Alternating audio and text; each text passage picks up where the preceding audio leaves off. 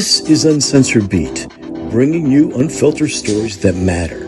Tonight, we unravel the question, who is Viktor Shokin? Our team, or others, to convincing us that we should be providing for loan guarantees. And I went over, I guess, the 12th, 13th time to Kyiv, and I was supposed to announce that there was another $1 billion loan guarantee.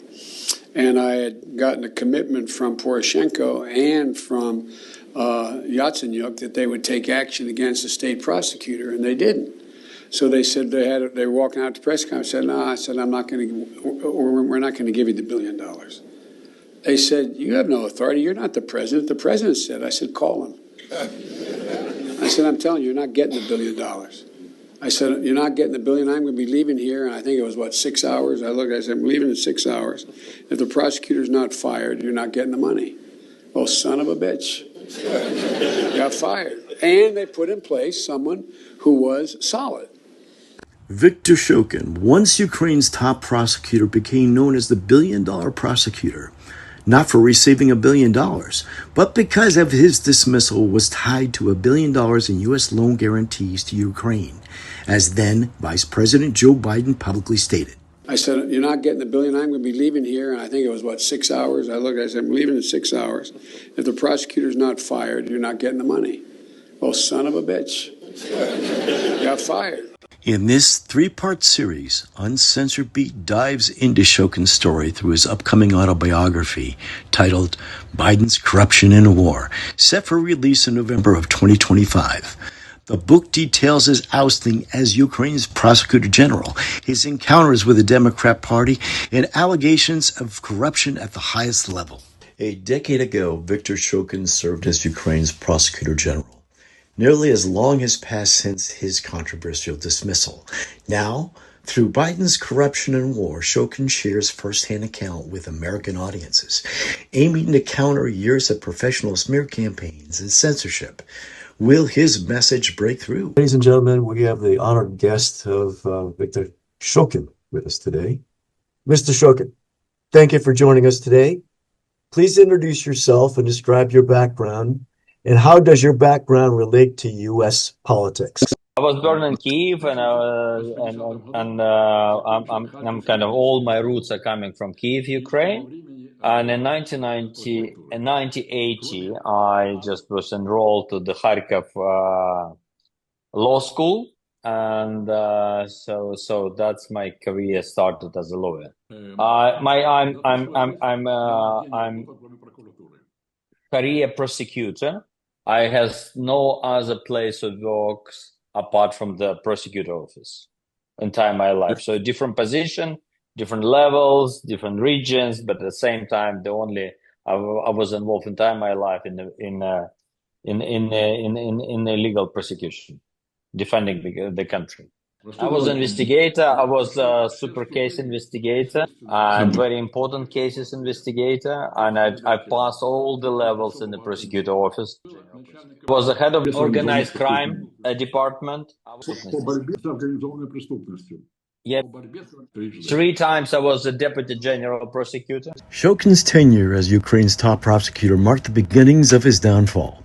In a 2020 interview with Rudy Giuliani, he detailed the events leading to his ouster. Well, Mr. Shokin, you were the prosecutor general of Ukraine from what date to what date? What were your... С 10 февраля 2015 года from February 15th, 2015 по 3 апреля 2016 года till April the 3rd, 2016. And when you came into that office, there was already a case against Burisma. Is that correct? Да. Yes. And the case involved money laundering, abuse of power, there were 5 or 6 cases. Isn't that correct? Mr. Shokin, it was not just one case. It was a number of cases. Дело в том, что там действительно было очень много дел, но эти дела представляли единое целое. Они касались Буризмы. разных направлений незаконной деятельности, но одной организации Burisma. Actually, yes, there were quite a few particular separate investigative cases, but they were all concerning one company. That's why they were combined into one investigation. And just to simplify it, the basic problem with Burisma is that Mr. Zlochevsky, who owned it, had been a minister of the government. Да, действительно, он был министром, и действительно, используя свое служебное положение, он получил или незаконно взял себе, по-моему, 7 или 9 разрешений на добычу газа. Absolutely, yes. While being a minister in the cabinet of ministers, he illegally issued to himself 9 licenses for mineral resources, exploration. The Ukrainian gas company Burisma and its ties to Hunter Biden, son of Vice President Joe Biden, have reverberated through U.S. politics since 2019.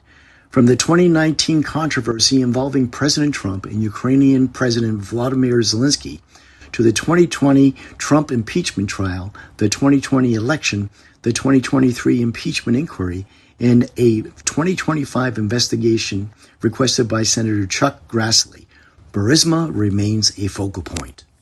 While many U.S. investigations have stalled, Shokin's book leverages his prosecutorial expertise and recent U.S. findings to shed light on these events. As Ukraine's top lawyer, Shokin was poised to indict Burisma and its board, including Hunter Biden, when he was fired at Joe Biden's behest. In the U.S., the Burisma saga is often framed as a tale of greed. Shokin's book offers a Ukrainian perspective, a story of systemic theft from the Ukrainian people and infiltration of their institutions. This series begins by examining the events that led to Shokin's dismissal for doing his job. Can Victor tell us about Burisma and who is Zlochevsky? Значит, в отношении Буризма я вам скажу следующее. Вообще, Злочевский человек уникальный. Mr. Zlochevsky was kind of unique personality within Ukrainian politics. He was a minister of ecology, and then after that he was deputy head of national security. And during all that time he was managing Burisma, which he formed in 2002. Okay. Очень ярким примером влияния и теперешнего влияния демократов в Украине является Zlochevsky is kind of very controversial character in Ukraine with his corruptional roots. So why is that important? Why is he important to the United States audience? At a certain point of my prosecutor career, I was curating and investigating the actions of Burisma. In the company which I was investigated, one of the supervisory directors, one of the directors of the company was Hunter Biden. It's all Democratic Party establishment. Yeah, that's what I see. What was Burisma's role and why does it matter to Americans? Shokin's insights revealed the stakes of his investigations and their impact on both nations. Shokin could have joined Ukraine's corrupt system, turning a blind eye to Burisma's activities or accepting bribes as others did. Instead, his reputation as a diligent prosecutor drove him to pursue justice, setting the stage for his eventual ousting. And then there came a time in which he made appointments to his board, particularly Devin Archer and Hunter Biden. Насколько я помню, это было в апреле 2014 года. As far as I could recall, that was in April 2014. When was his father, Vice President Joseph Biden, appointed or named by President Obama the point man for Ukraine? Точно я не помню, но насколько мне память, если не изменяет, это было либо в конце 13-го, либо в начале 14-го года. I can't tell you for sure, but as far as I remember, that was end of 2013, beginning of 2014. Before Hunter Biden was appointed to the board. Да, конечно. Definitely, yes. In 2013, the Obama administration tasked Vice President Joe Biden with overseeing U.S.-Ukraine relations. Shokin's book reveals unprecedented dynamic. Shortly after Biden's assignment, his son Hunter joined Burisma's board. Vice President Biden's job was to grant loan guarantees to help with the terrible fiscal problem. Да, конечно. У него вообще, значит, дело в том, что, насколько я знаю, то Джо Байден, в его компетенцию входила вся деятельность по Украине, независимо от финансовых гарантий, все что угодно. As far as I know, the competence of Biden included anything connected with Ukraine after he was nominated by Obama, including Joe Biden, including the financial guarantees which the U.S. was considering. U.S. loan guarantees funded by American taxpayers were channeled to Ukraine as foreign aid. Shokin alleges these funds bolstered Burisma's illicit operations, shielding the company and its owner, Mykola Zlochevsky, from legal scrutiny while depriving Ukrainian citizens of intended aid. During the war, he managed to give a bribe over $6 million, which was recorded largest bribe in Ukrainian history, paid to any officials. And he was not arrested for that, and he was not prosecuted. He's still free to move and do whatever he wants. Yeah.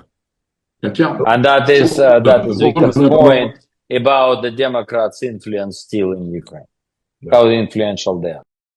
This was recorded in August 2023.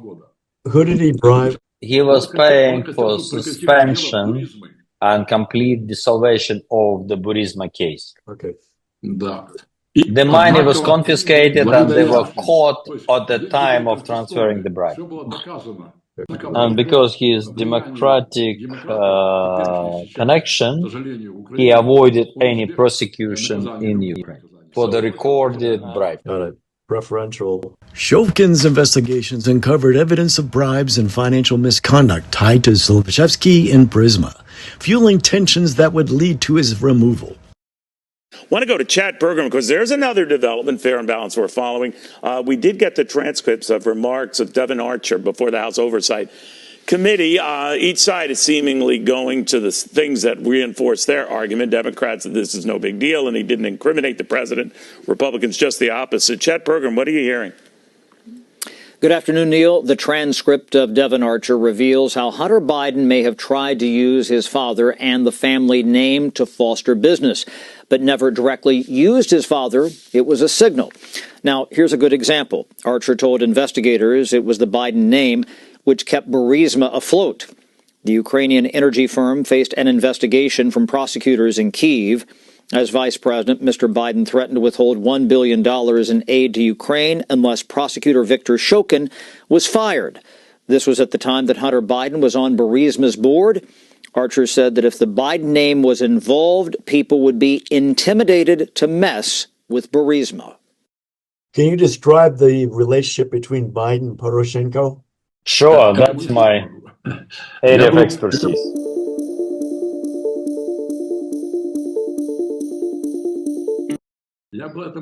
I was witnessing this relationship myself. Whatever the Biden asked, Poroshenko was executing without any doubts or any questions to ask.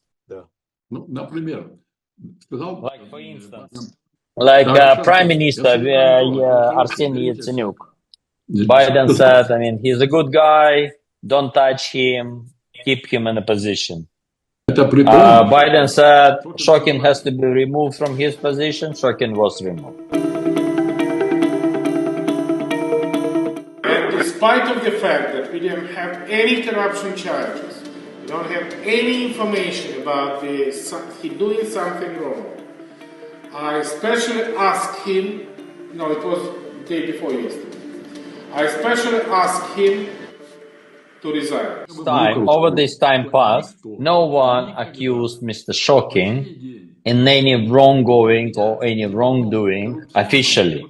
It was hearsay all the way, but he was suffering his attack on him because it was a kind of, let's say, the telephone justice. Shokin's ousting required coordination at the highest level of U.S. and Ukrainian governments. His book points to a close relationship between Ukrainian President Petro Poroshenko and Joe Biden as a key factor in disruption of Ukraine's legal system.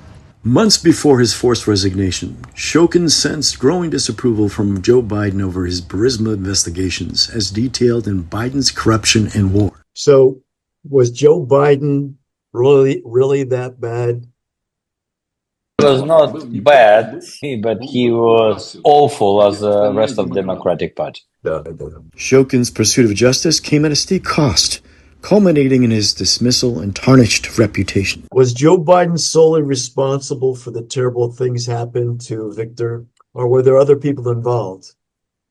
And why do you think that would be the case? Okay, so the thing is,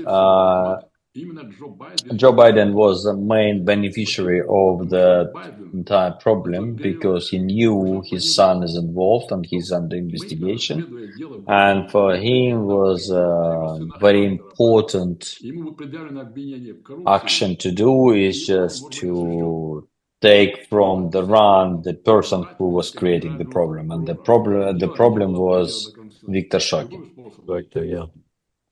So Victor was removed because he highlighted the crimes that were taking place, identifying Hunter Biden. Yes, correct.